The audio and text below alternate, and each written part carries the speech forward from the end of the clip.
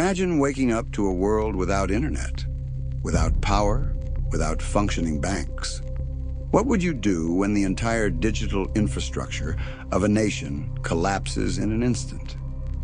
It begins long before anyone realizes something is wrong. Somewhere in the dark expanse of the global internet, code is already moving, buried inside normal traffic, disguised as routine pings and harmless updates. It travels silently through servers, routers, and cables that circle the world. Months of preparation lead to seconds of execution. At 6:17 a.m., the first signs appear. A banking app refuses to load. Not an error message, just an endless spinning wheel. Then another bank goes offline. And another. Within minutes, millions of payment systems simultaneously fail. ATMs display a uniform message: service unavailable. Across major cities, traffic lights freeze. Some lock on red, others flicker and go dark. Commuters sit in unmoving lines of cars, staring at dead intersections where order once existed. In the silence above them, communication towers begin to fail one at a time, first dropping from 5 bars to 1, then nothing at all. In living rooms and kitchens around the country, Wi-Fi routers glow with familiar lights, but not a single device connects. Social media apps crash without explanation. Email services time out. News websites refuse to load. People refresh their screens again and again, believing it must be temporary, a glitch, a storm, a server outage, but it isn't. It is the moment of impact, and it spreads fast. Before the public even understands that something catastrophic has begun, the attack has already moved deeper into the veins of the nation.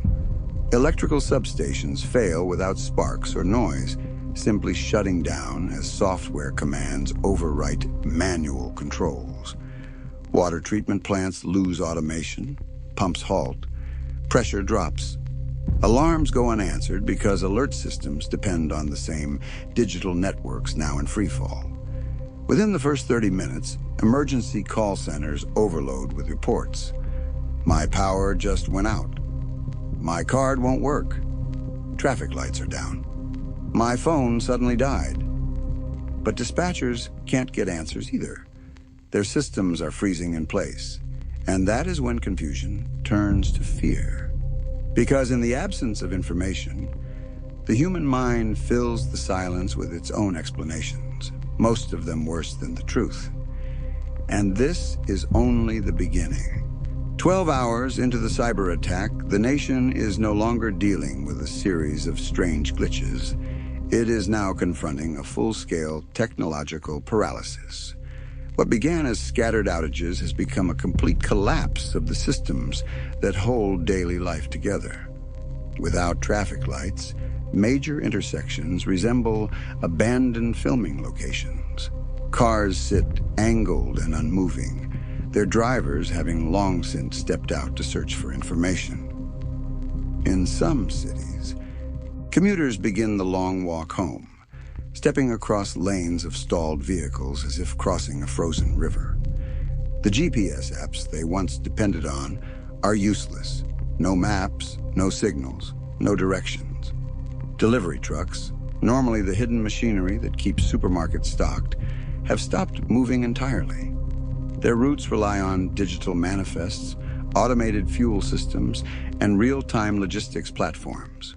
Without them, drivers are stranded with cargo they cannot deliver and no instructions on where to go.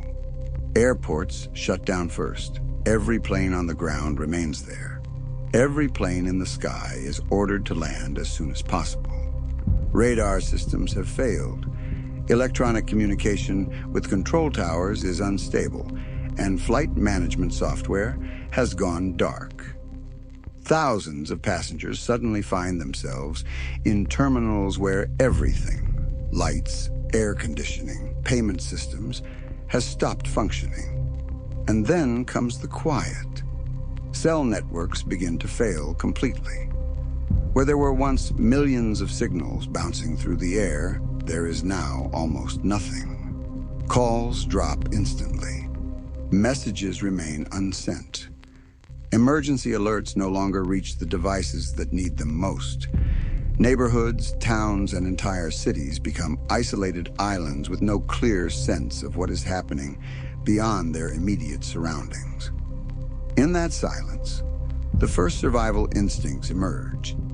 Families head to the nearest grocery store, hoping to stock up before things get worse. But without functioning payment processors, the doors are closed. Some stores attempt cash-only sales, but quickly run out of the essentials: bottled water, canned food, basic medicine. Frustration grows. Lines stretch around buildings, not moving, not shortening. At home, people open faucets and notice the pressure weakening. Water treatment plants depend on automated systems that are now offline. Reservoirs begin to drain. A few households fill bathtubs, pots, and bottles. Most do not, still expecting the system to recover in a matter of hours. Emergency services remain operational in name only. Fire departments cannot receive location data. Police radios fail. Hospitals struggle as backup generators kick in, running equipment that cannot be repaired or updated without digital diagnostics. 12 hours in, the country is no longer confused. It is stunned, caught between disbelief and dawning realization. What people do next will shape every hour that follows. By the 24th hour, the digital silence has transformed into something heavier. A physical stillness settling across cities, towns, and rural communities alike. For the first time in generations, Americans wake to a morning without the hidden machinery that makes modern life effortless. No alerts, no updates, no news, only uncertainty. As day one begins, the scramble for resources erupts quietly at first. Not through riots or desperation, but through the simple realization that essentials are finite. Grocery stores fill with crowds before the doors even open. With no electronic payment systems functioning, managers attempt to accept cash, but few people carry enough of it to buy more than a day or two of supplies. Within an hour, shelves holding bottled water, bread, rice, canned foods, and baby formula are stripped bare. Lines form inside the aisles, then outside, and soon snake into parking lots. Gas stations face an even sharper collapse. Modern pumps rely on digital controls to dispense fuel. Without those systems online, most stations cannot pump even a single gallon. The few older stations with manual override pumps attract long queues that stretch for blocks. Arguments break out, not over large quantities, but over ounces, the difference between getting home or being stranded. Across the country, pharmacies descend into chaos. Insulin, antibiotics, blood pressure medications, items that require digital logging and verification can no longer be tracked. Refrigeration units run on emergency generators, but fuel is limited and cannot be replenished. Pharmacists do their best to hand out essential medications manually, but supplies evaporate faster than they can be organized. Law enforcement attempts to bring order, but police departments are overwhelmed. Without functioning communication networks, officers cannot coordinate, backup is unreliable, and dispatchers cannot update units on emerging hotspots. Every incident becomes an island. Every response a stand-alone effort. Looting begins not everywhere, but in pockets, usually where desperation hits first. A pharmacy window breaks. A hardware store is forced open. These early incidents travel by word of mouth, inflaming tension in neighborhoods that would otherwise remain calm. The line between fear and survival blurs.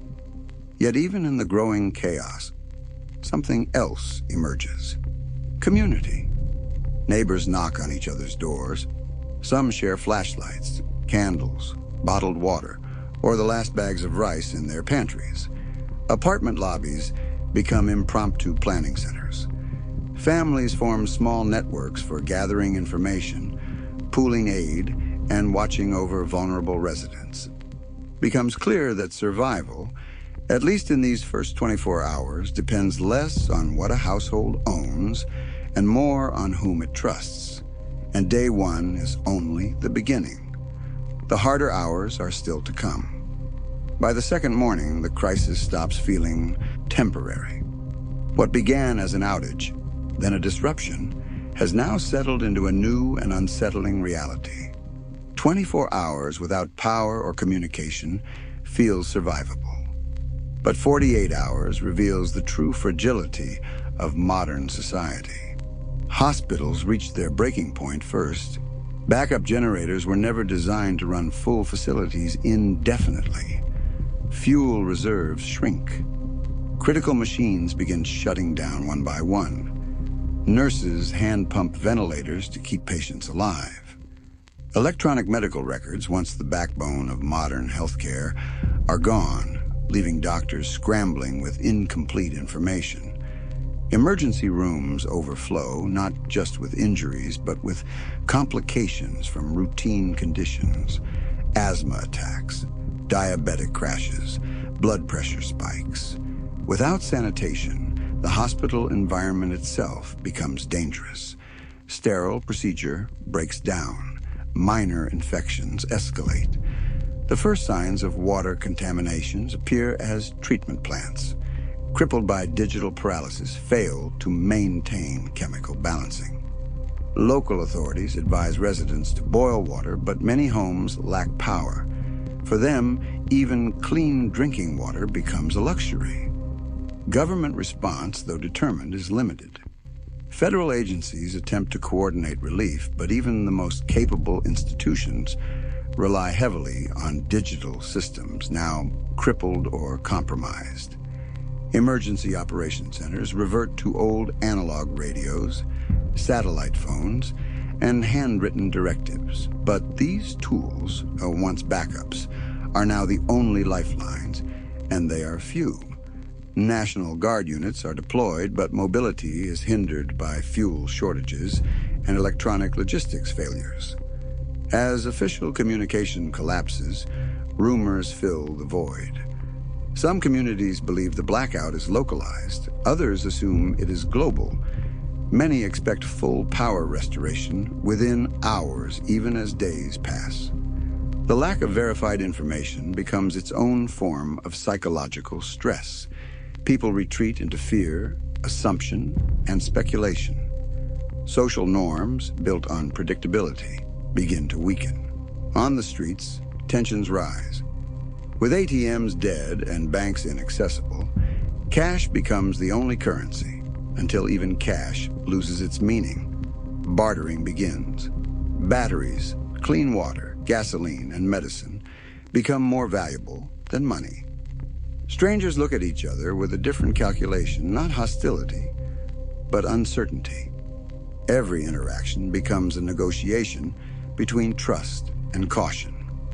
Inside homes, families face another challenge, the emotional toll. Children ask when the internet will return. Adults pretend to know more than they do. Hour by hour, the sense of control slips further. By the end of day 2, one realization becomes unavoidable.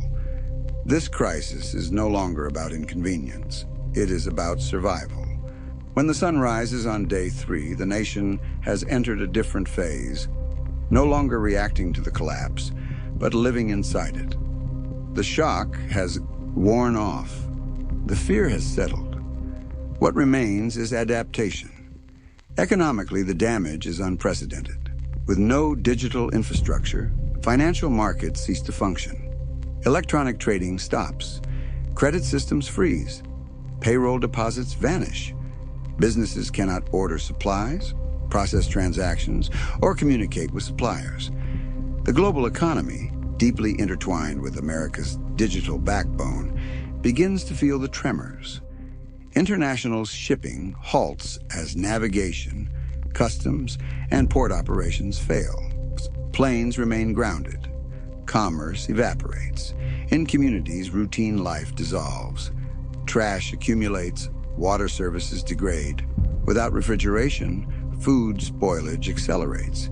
Without communication, emergency services struggle to allocate resources and understand the scale of need.